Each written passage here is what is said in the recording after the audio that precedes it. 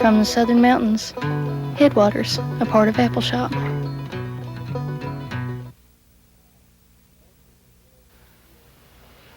My son was in World War II and was decorated and discharged Lieutenant Colonel. All of my family's been in war. We were all excited about it. I reckon you'd say we were looking for glory.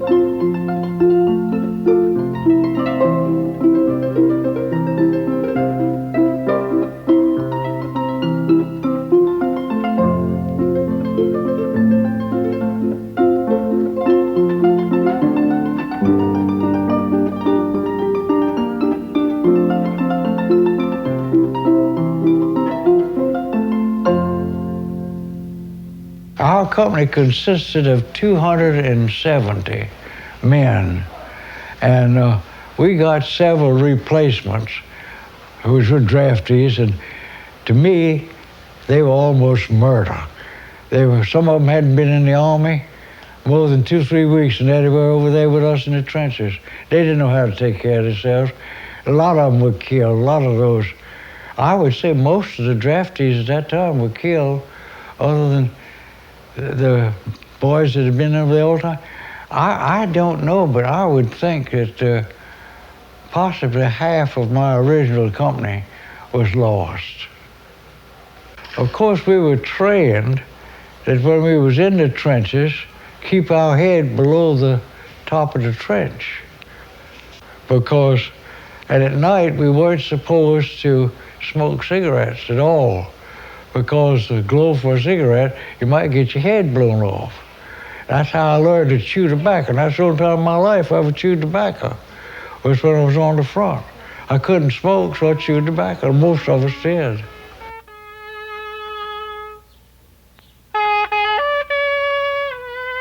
They were dug out, and we were billeted in them. We lived in there. We slept in there. And they were lousy with cooties. Lord have mercy. Of course, when we would move into one that the Germans had moved out of, we'd be eat up with cooties. I had a .45 and a rifle with a bayonet. And we were given bayonet practice. And if they came over, we were supposed to stick the bayonet through them. And the bayonet has a groove down to one side of it. So if you stick it in them, you can pull it back out. If you didn't have that groove, if you pulled it out, you'd pull the body toward you. Well, actually, I was only in 2 gas attacks, but I got training the same as one, which made 3.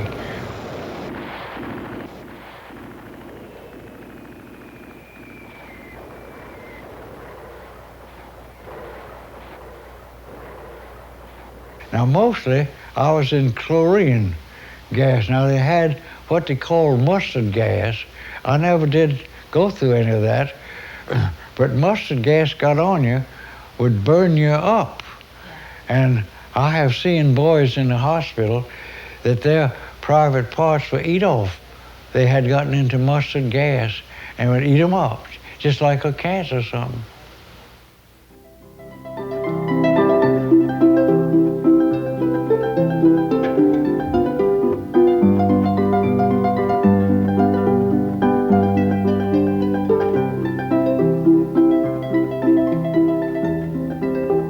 We knew at the time when the war was going to end. We knew, I think, possibly the 8th or 9th, that at 11 o'clock on November the 11th, armistice was to take effect. Well, we weren't supposed to shoot our gun any later than 10:57, giving it 3 minutes to land. We thought, of course, we had to bring the ammunition up. We thought that whatever ammunition was left, we was going to have to take it back. The night before the 11th, you could almost read a newspaper out on the ground. Bursting shells give that much light. And that was one of the most peculiar feelings I think that I had. There was all that noise and bursting of shells for possibly 12 hours before. At 11 o'clock, bam! You could hear a pin drop out on no man's land. And you have no idea the feeling that came over me at that time. I felt like if something was gone, it ought to be there. It was most peculiar feeling.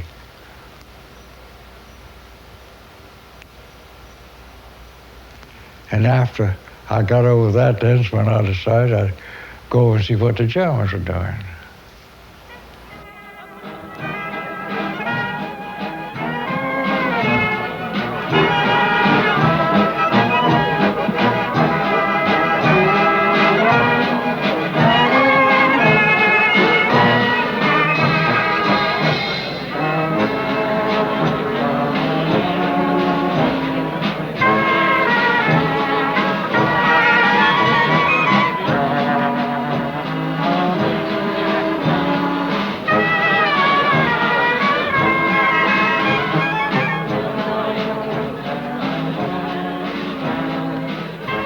They smoked our cigarettes and we drank that beer.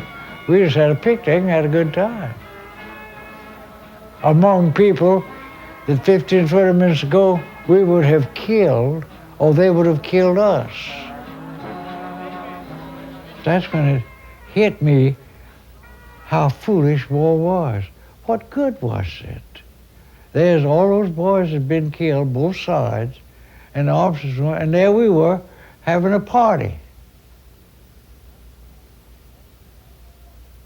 That's when I think I decided how useless war was. It didn't think in the world, but greed for about the upper class. And I think it's horrible.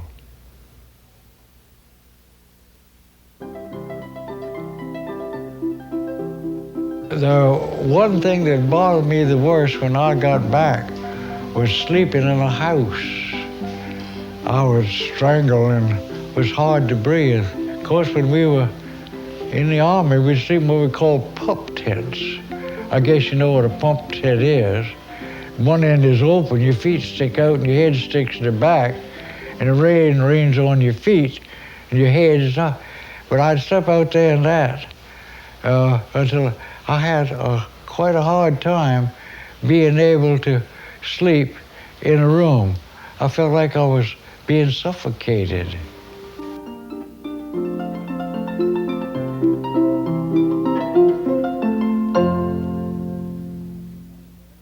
One of the teachers in Wise County there went to Knoxville, and he got a job. They said it was a government job. So he came back home. This was in 1943. He came back to Coburn there, and he was telling me that it was a job. They were doing something that would end World War II. The Army put that bait out to teachers. They wanted teachers. The teachers were completely, they just took every teacher away from these counties, even as far up as Wise County, whenever they heard of somebody that had a little potential. I moved my family here, which was my wife and daughter, in '44. They moved us from Coburn, free of charge. We unlocked that door, and that was the prettiest two-bedroom home you ever saw. The kitchen was all furnished. It had running water. It had a shower bath, tub bath. And we lived over Flag Gap. I never had a tub bath. We just had used water out of a well up there for 35 years. Took a bath in a tub. you know, on Wednesday night. She was so happy. They gave me the job of training people about this cyclotron to do the work. Still, I didn't know what this cyclotron, they didn't even call it a cyclotron.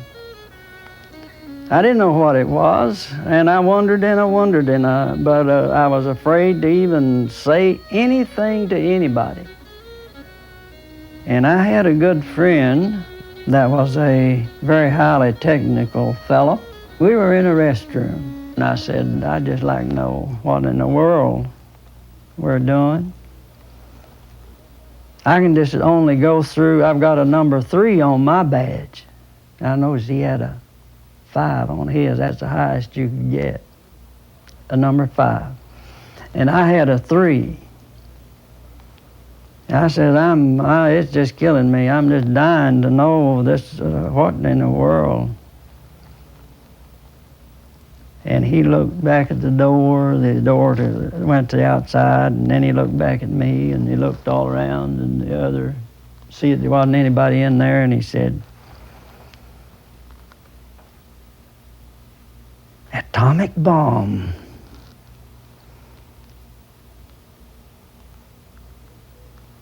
I nearly fainted.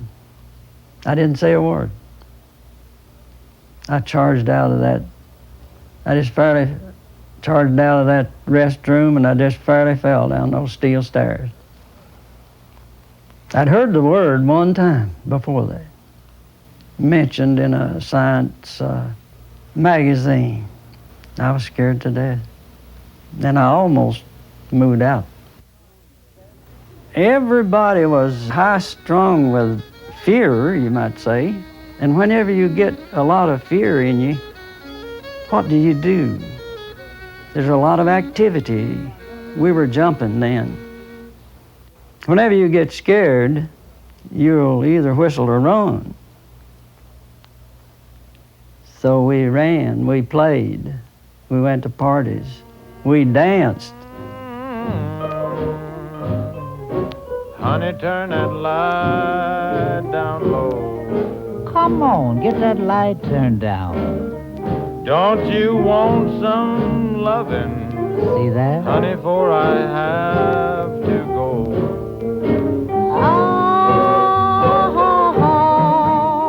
Well, I worked on, they made me a engineering superintendent. I'd go from the cubicle room to the track where these cyclotrons were. And it's just breathless for me to watch those running. It was long on this shift, the news came that they dropped the first bomb on Hiroshima. And I was at the plant. My wife was home. We didn't have TVs then. We hadn't thought about TVs in '45. They'd have had a heyday, wouldn't it, now? I was on this shift, and I don't know exactly what time it was, but the news came over to the superintendent's office, so he let it be blared out on the loudspeaker system. These cyclotrons in operating, the vacuum pumps and all made a huge noise.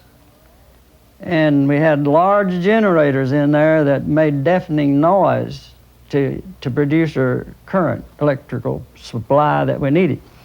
But this loudspeaker blared over all this noise that we had dropped atomic bomb on Hiroshima, and 60-some thousand people were killed.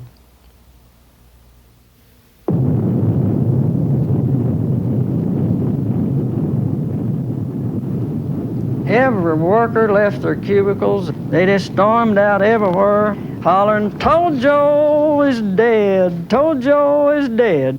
And they were celebrating. They celebrated all night, dancing in the street up there. It's a level place. And that's where the store was, the only stores we had. 75,000 people. You know what a crowd we had, and the lights. were shining everywhere, and people with newsreel cameras. They didn't have any TV back then at all. They had the newsreel was there, and they was taking a picture. And when my wife and I got up there, we had to walk about a mile. We couldn't even get our car up there. But I was still feeling bad, very bad.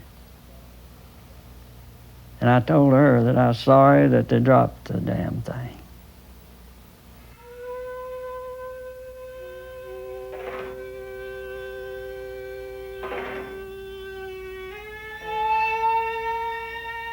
You're crazy. It saved our boys' lives, they said.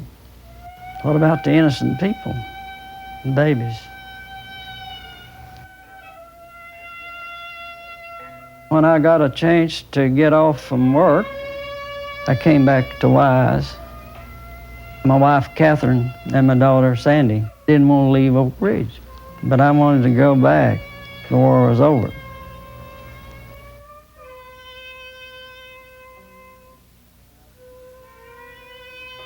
I went to my house. It needed cleaning. Stone building. Nice home. And I cleaned it up. And I was cleaning on my last bedroom in the back part of the house. And I got to thinking a serious thought. Well, I left them crying. I got in my little red 41 beautiful Chevy, and my shirt tail didn't hit my behind till I got to Oak Ridge.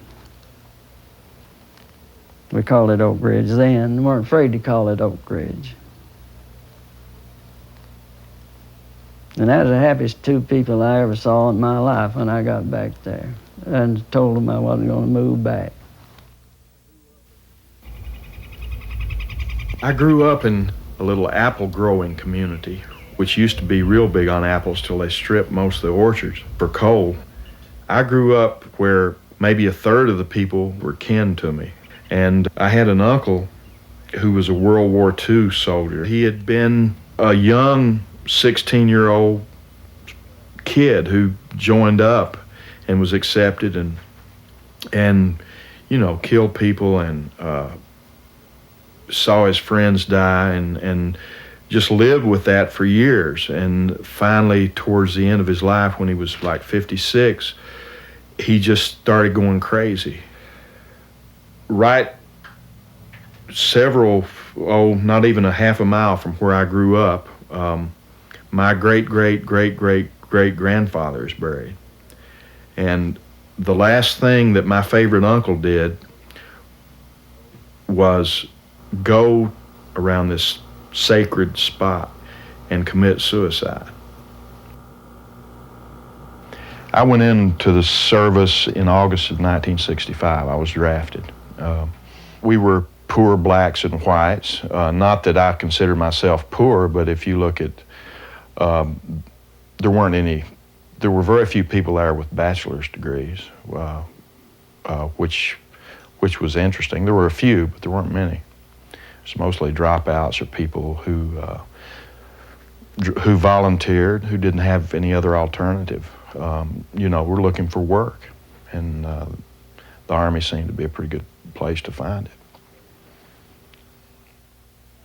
Stateside, you really are trying to think about not going. There was a time when I thought that I probably wouldn't have to go over there because I hadn't received orders, and after the first little over the year, I just had a year to go, so I figured I wouldn't be sent.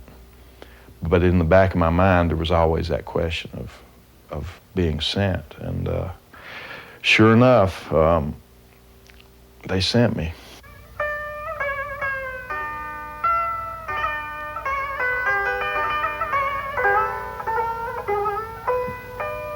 And I'd never seen such primitive life, with the smells, the looks of the people. We'd set up our whole camp. I was in the 1st Air Cavalry, and we'd set our camp up in a Vietnamese cemetery because it was it'd been right next to a special forces camp that had been overrun earlier that year.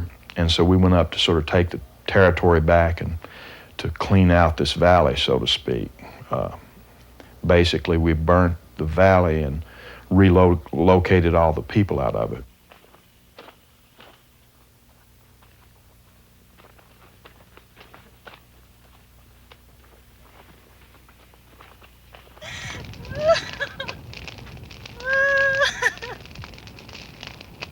We would herd these people, and we had big open tents for them, sort of like revival tents. But here these people were, and then we would go feed them.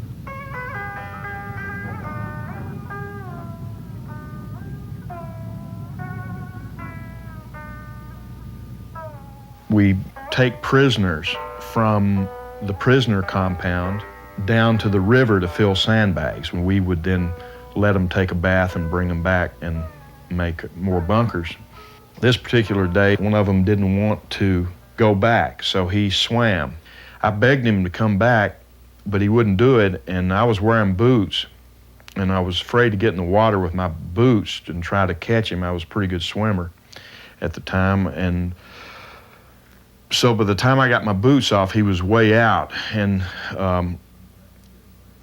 so rather than let him get away, we started firing at him. And then a whole bunch of other people started firing at him too. It was sort of like we were taking target practice. And he was going under and then coming up for air, and then he'd go a little bit further. I don't know how old he was. He was probably 35 or 40, maybe no older than 40. But right when we all started firing at him, he got hit, I guess, once in the hand, and he knew that he couldn't escape then, and he turned around and he jumped up out of the water, and I guess he was going to yell for help, but about the time that he came up out of the water, one of our bullets hit him in the head, and there was this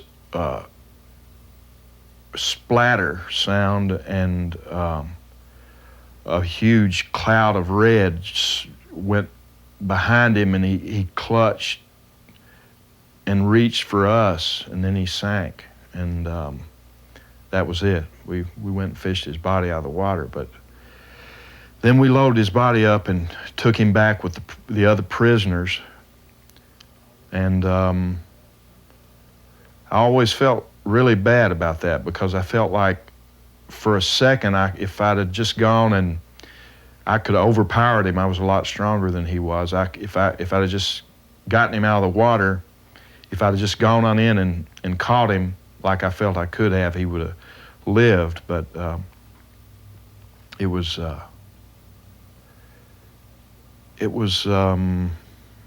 that still haunts me.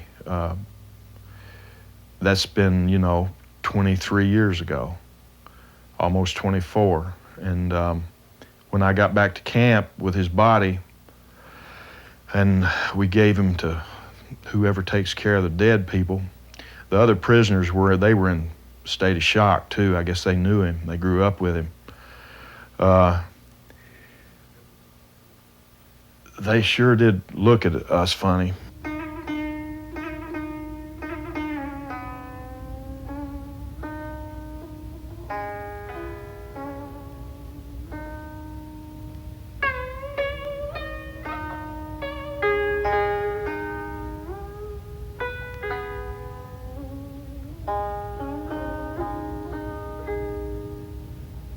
After I got back, I felt really bad about having been in the Army and having gone to Vietnam, and I really questioned the issues of the war and why we were there, and it became pretty clear to me that it wasn't right. And I'd had mixed feelings while I was there, but later they were really confirmed. But on the other hand, I had friends who couldn't understand how I'd allowed myself to sink to such depths as being drafted and going to Vietnam and serving, and that was pretty hard to deal with.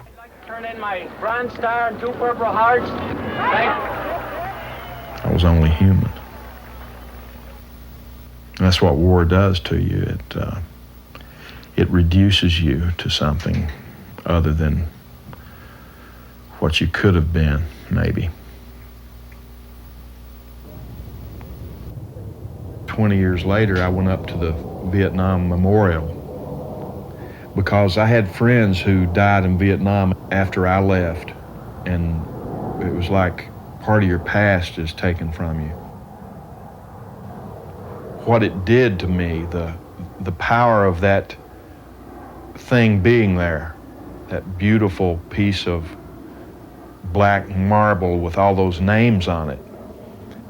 And there were people there weeping and moaning who had brought all these things to the names of the people that they lost.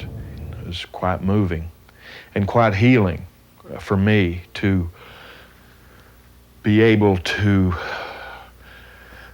breathe deeply again and get rid of this huge sin on my head. To be able to sort of look back and with a sigh of relief that it's over and deal with it in a material way.